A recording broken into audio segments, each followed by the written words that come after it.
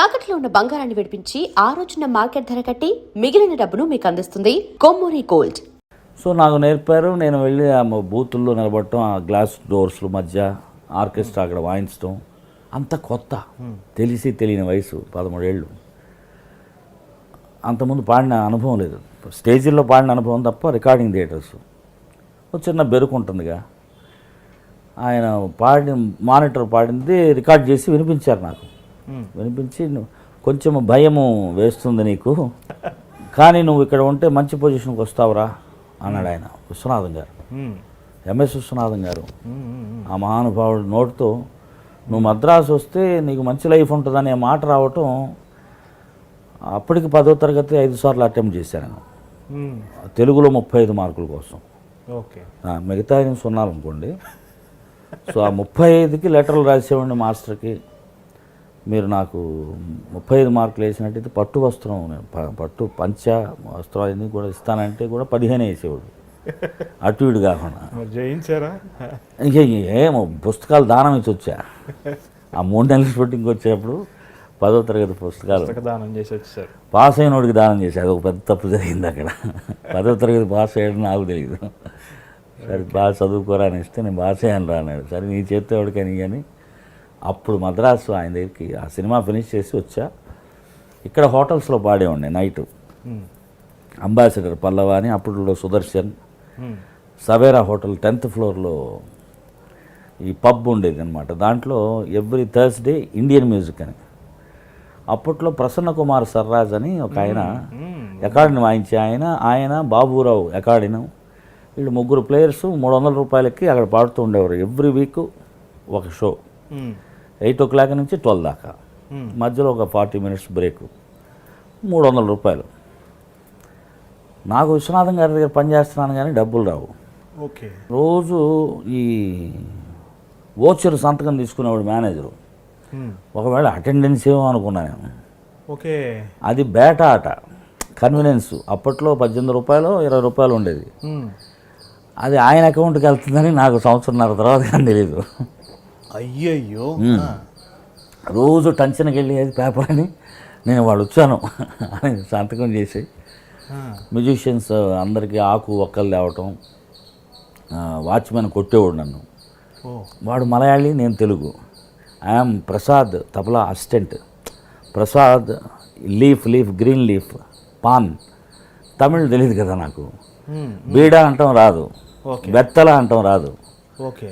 వాడు 2-3 సార్లు వేసి ఎక్కువ ట్రాఫిక్ ఉందనుకోండి, ఒకటి పీకేవాడు. అక్కడే ఉండేవాడిని.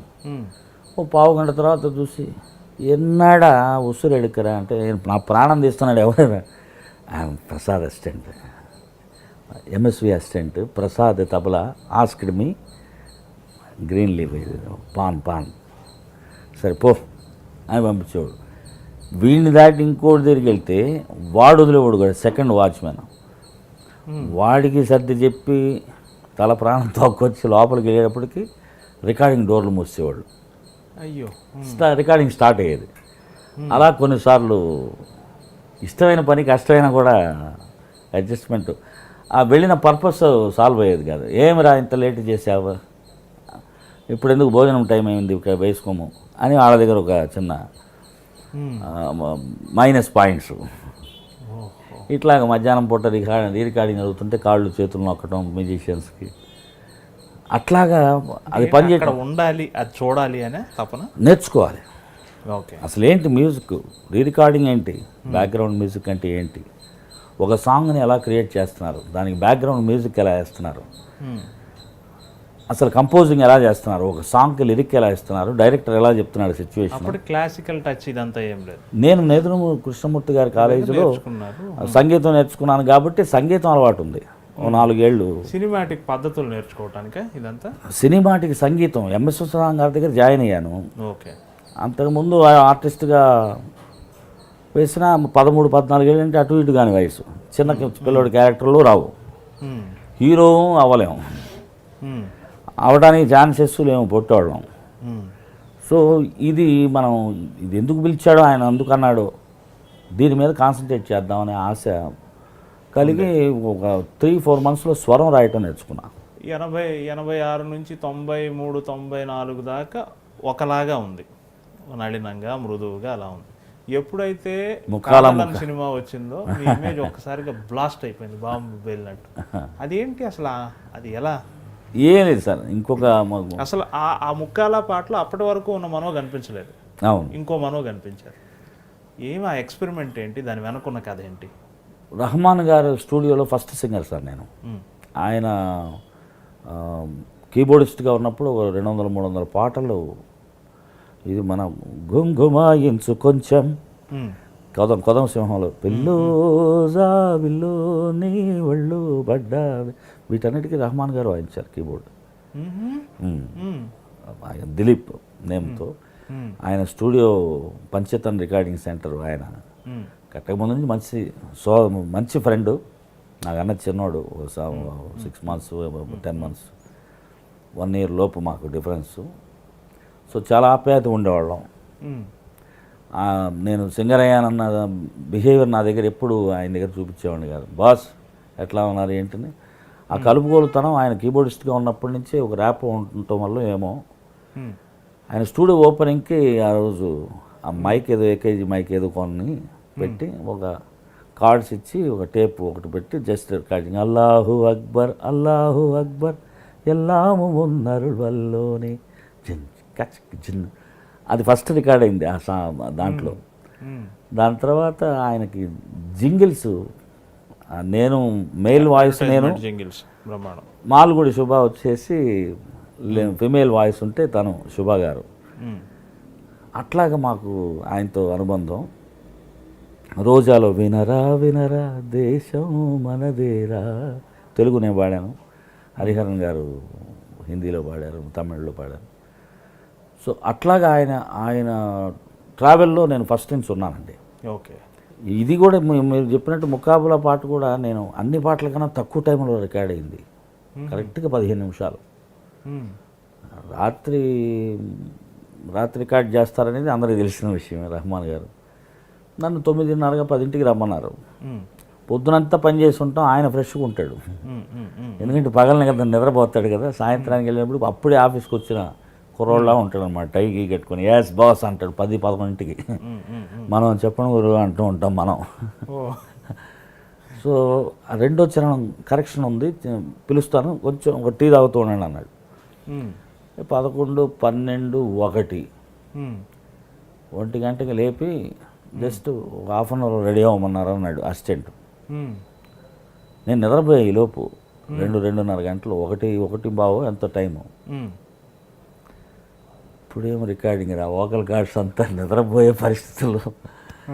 ఇప్పుడు చెప్తేనేమో తను డే టైంలో అందరు దొరకట్లేదనే కదా నేను నైట్ రికార్డింగ్లు పెట్టుకుంటున్నా, నైట్ వర్క్ చేయనంటే ఎట్లాగా అంటాడు. మళ్ళా నైట్ ఎవరు ఖాళీ లేదని చెప్పలేరుగా, sitar player. Sir I'm busy sir, some other studio అనలేడుగా.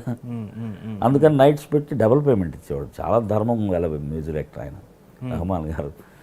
సరే నేను కిందకి వెళ్ళి టీ తాగుదామని వెళ్ళినోడిని అక్కడేదో మంచి బిర్యానీ ఏదో కనపడితే కొంచెం గుమ్మ తినేసేసి ఇంకా నిద్ర ఎక్కువైంది నాకు. మళ్ళా పడుకున్నా, 2:15కి లేపాడు. Just 45 minutes. మళ్ళీ లేపేటప్పుడు సార్ ఇంకా 10 minutesలో రెడీ. అదే 2:30 అవుతుందిరా, ఇప్పుడేం రెడీరా, రేపు వచ్చి పాడతా అని చెప్పారంటే ఆ ముఖం మీరు వెళ్ళి చెప్పండి. చిన్నగా వెళ్ళా, అదా అంటున్నాడు ఆయన. అమ్మో ఇప్పుడు లోపలికి వెళ్తున్నాను, నన్ను కూడా ఎగరమంటాడని కిందకి దిగొచ్చి ఒక టీ తాగి మొహం అంతా గడిగి రెడీ అయ్యేలోపు 2:55కి లోపలికి పిలిచారు.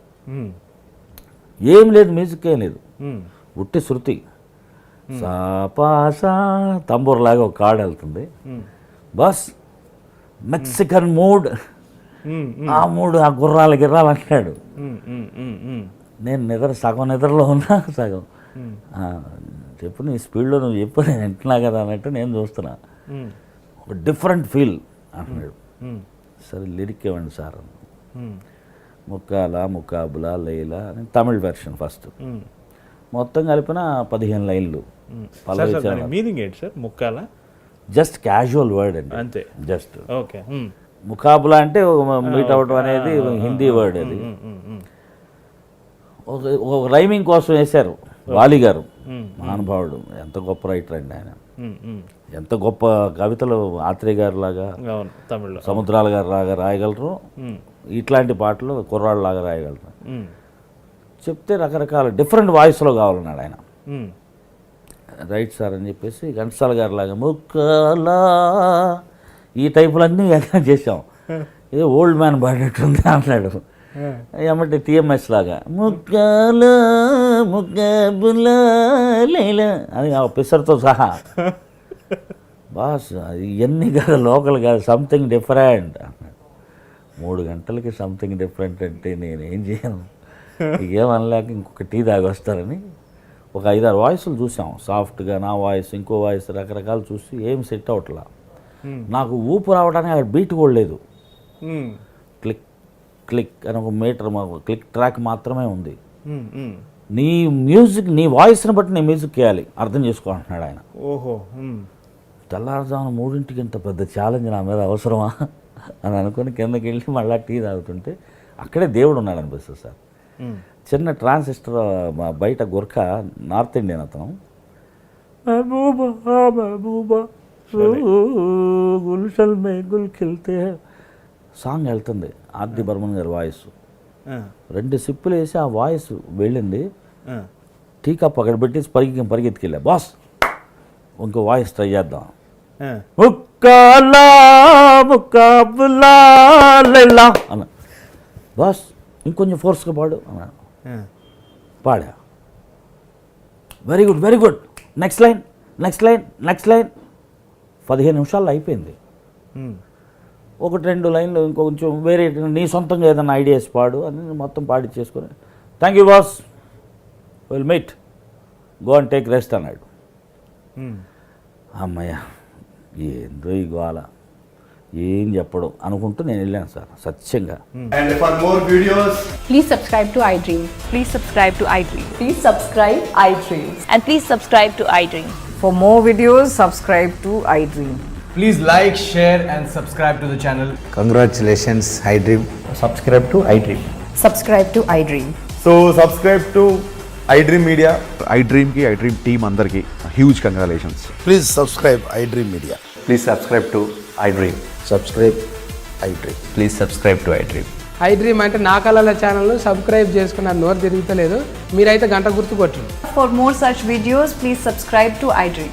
Subscribe to iDream. Please subscribe to iDream. Please subscribe iDream Media. Please do subscribe to iDream. Please subscribe to iDream Media. For best entertainment and information, please subscribe iDream. And don't forget to subscribe to iDream.